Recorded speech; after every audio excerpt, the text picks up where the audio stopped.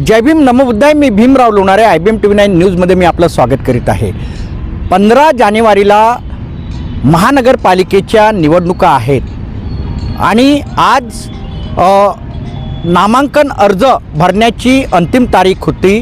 वंचित बहुजन आघाडीचे उमेदवारसुद्धा या नागपूर महानगरपालिकेच्या निवडणुकीमध्ये उभे आहेत. माझ्यासोबत प्रभाग क्रमांक 7 क महिला सर्वसाधारण या प्रवर्गातील उमेदवार जे आहेत असिस्टंट प्रोफेसर रोशनी लोणारे माझ्यासोबत आहेत आणि प्रभाग क्रमांक 2 क मधनं कोमल पाटील ह्या माझ्यासोबत आहेत. त्या वंचित बहुजन आघाडीच्या उमेदवार आहेत. प्रभाग क्रमांक 7 क आणि प्रभाग क्रमांक 2 क. जय भीम. जय भीम. सर्वप्रथम तुम्हाला शुभेच्छा देतोय. 15 जानेवारीला नागपूर महानगरपालिकेच्या निवडणुका आहेत आणि तुम्ही वंचित बहुजन आघाडीचे उमेदवार आहात. काय आहे तुमचा विकासाचा अजेंडा? वंचित बहुजन आघाडीने मला उमेदवारी दिलेली आहे. एक संधी दिलेली आहे मला. त्या संधीचं सोनं मला करायचं आहे. प्रभागाचा विकास करायचा आहे. प्रभागामध्ये ज्या काही समस्या आहेत त्या समस्या दूर करायच्या आहे. मुख्य म्हणजे जे तरुण वर्ग आहे त्या तरुण वर्गांना रोजगार मात्र द्यायचा आहे. पाण्याचं बिल असो किंवा नागपूर महानगरपालिकेतील तुमच्या प्रभागामध्ये जे आहे त्यांना इलेक्ट्रिक बिल, पाण्याचं बिल सर्वाधिक जास्त प्रमाणात येत असतो.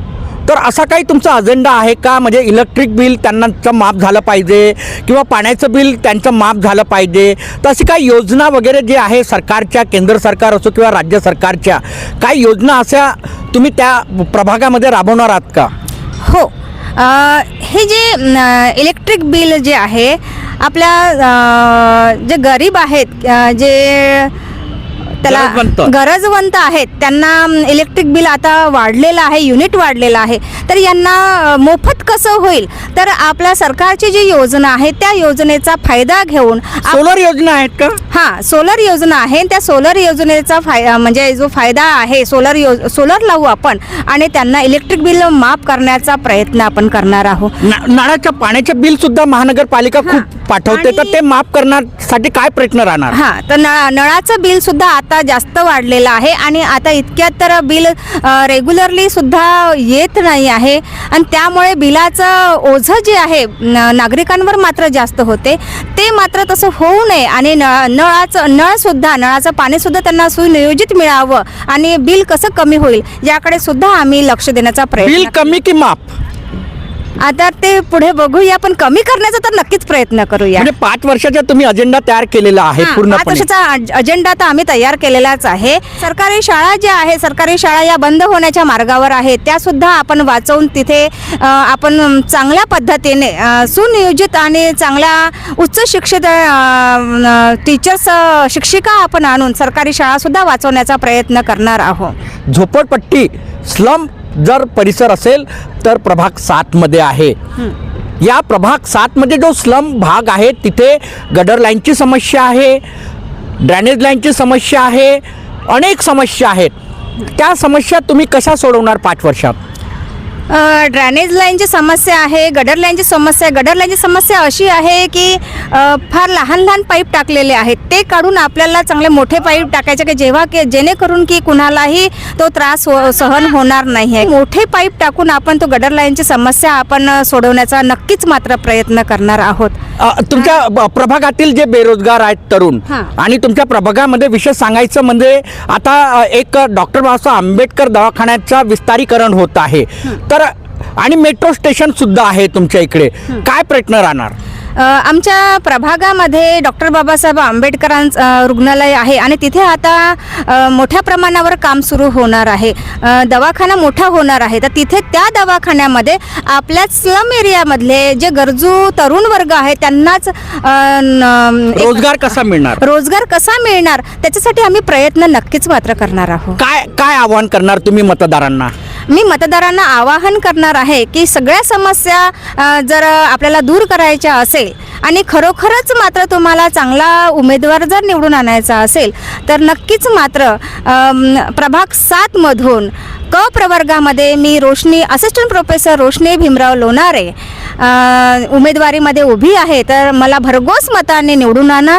तुमच्या सर्व समस्या दूर करण्यासाठी पुरेपूर मात्र प्रयत्न करणार आहे. कोणत्या पक्षातून तुम्ही उभे आहात तुम्ही सांगितलं नाही? मी वंचित बहुजन आघाडी या पक्षातून मात्र उभी आहे आणि वंचित बहुजन आघाडी या पक्षामध्ये सगळे उमेदवार जे आहे ते सुशिक्षित आहे. चारही उमेदवार मात्र शिक्षित आहे आणि काम करणारे आहे, प्रामाणिक आहे. त्यामुळे आपल्या वंचित बहुजन आघाडीमधून हे पॅनल खूप स्ट्रॉंग आहे. त्यामुळे या पॅनलला जर तुम्ही भरघोस मताने जर मतदान केले प्रभाग 7चा नक्कीच मात्र विकास होईल. निश्चितच जर प्रभाग 7चा जर विकास करायचा असेल तर वंचित बहुजन आघाडीने प्रभाग 7मध्ये असिस्टंट प्रोफेसर रोशनी लोणारे, नलिनी खांडेकर आणि 2 जे पुरुष उमेदवार आहेत ते माजी नगरसेवक आहेत अशांना उमेदवारी दिलेली आहे आणि चारही हे जे उमेदवार आहेत ते विकास करणारे उमेदवार आहेत. 15 जानेवारीला नागपूर महानगरपालिकेची निवडणूक आहे. प्रभाग 7चा विकास जर करायचा असेल तर वंचित बहुजन आघाडीच्या चारही उमेदवारांना भरघोस मतांनी निवडून द्या. प्रभाग 2च्या जे वंचित बहुजन आघाडीची उमेदवार आहेत क प्रवर्गातून कोमल पाटील मॅडम आमच्यासोबत आहेत. आम्ही प्रभाग 2मध्ये जर ते नगरसेविका झाल्यात तर कशा प्रकारे त्या विकास करतील आपण त्यांच्याकडून जाणून घेऊ. जय भीम. जय भीम. आता जे पण काही आपल्या वस्तीत जे आपल्याला असं वाटत होतं आतापर्यंत जे नगरसेवकनं नाही केलं आहे, ज्याच्यानं आपल्याला बहुत प्रॉब्लेम होत होती, ते आपण सॉल्व करणार. मला आता विकास करायचा आहे प्रभाग 2चा. तर मुख्य समस्या तिथे आहे गटर लाईनची, पाण्याची आणि रस्त्याची ही मुख्य समस्या आहे. कशी सोडवणार 5 वर्षात? सर सर्वात पहिले तर आमचा जो पाणी आहे नळात जो येते तो बहुतच खराब येते. सर्वात पहिले आपण त्याच्या करून हल काहीतरी, तर जे आपण बहुतदा कंप्लेंट टाकली आहे तरी पण पाणी प्यायचं पाणीसुद्धा ते गडरीसारखा येते. तर जर आपण निवडून आलो तर पाण्याची पाईपलाईन तुम्ही बदलणार का? हो, ते पाण्याची जे पाईपलाईन आहे ते आपण बदलून आणि जे पण समस्या होती ते आपण हल करायची थोडीशी कोशिश करून. नळाला जे आहे म्हणजे गटारीचं पाणी येतो, परंतु नागपूर महानगरपालिका बिल घेतो, बरोबर आहे की नाही? घेतो ना. हो. तर तुम्ही 5 वर्ष जर नगरसेविका झाल्या, 5 वर्षाचा कार्यकाल राहतो, तर तुम्ही गटारीची लाईन आणि पाण्याची लाईन बदलणार का? ते पुरा बदलून घेऊन, कारण की त्याच्या कारणच आपण आजारी पडतो. तो पाण्याची जो लाईन आहे ते बदलाची खूप जास्त गरज आहे आणि ते गडर काही बहुत जास्त भरली राहते, त्याच्याही आपण खूप म्हणजे चांगल्यानी त्याचा आपण करून विकास. तुमच्या प्रभागामध्ये जो प्रभाग 2मध्ये आहे स्लम भाग जास्त आहे, म्हणजे मागास भाग जास्त आहे, झोपडपट्टी जास्त आहे आणि बेरोजगारी पण जास्त आहे. तर बेरोजगारांना, जे तरुण युवक आहेत जे बेरोजगार, त्यांना रोजगार मिळाला पाहिजे म्हणून काही अशा योजना वगैरे केंद्र सरकारच्या आणाल का तुम्ही? वंचित बहुजन आघाडींचा कामच आहे वंचित लोकांची आवाज उचलणं. तर तुम्हाला खूप खूप शुभेच्छा. दोघींना सुद्धा खूप खूप शुभेच्छा. मी पुन्हा सांगेल की प्रभाग 7मधनं 4 वंचित बहुजन आघाडीचे उमेदवार आहेत. त्यामध्ये असिस्टंट प्रोफेसर रोशनी लोणारे, नलिनी खांडेकर आणि 2 माजी नगरसेवक आहेत प्रभाग 7मध्ये आणि 4ही विकास करणारे हे उमेदवार आहेत. त्याचप्रमाणे प्रभाग 2मध्ये सुद्धा कोमल पाटील ही एक तरुणी आहे आणि तिचा अजेंडाच आहे विकासाचा. तिच्यासोबत जे 3 उमेदवार उभे आहेत, म्हणजे तिला पकडून 4, ते सुद्धा विकास करणारे उमेदवार आहेत. जर तुमच्या प्रभाग 2 आणि प्रभाग 7चा जर तुम्हाला विकास करायचा असेल तर वंचित बहुजन आघाडीच्या सर्व उमेदवारांना तुम्ही प्रचंड बहुमताने विजय करा. आपण बघत रहा IBM TV9 न्यूज. आमच्या चॅनलला लाईक करा, सबस्क्राईब करा, आयकॉन बेल बटन दाबण्यात मात्र तुम्ही विसरू नका. धन्यवाद. नमस्कार. जय भीम. नमो बुद्धाय.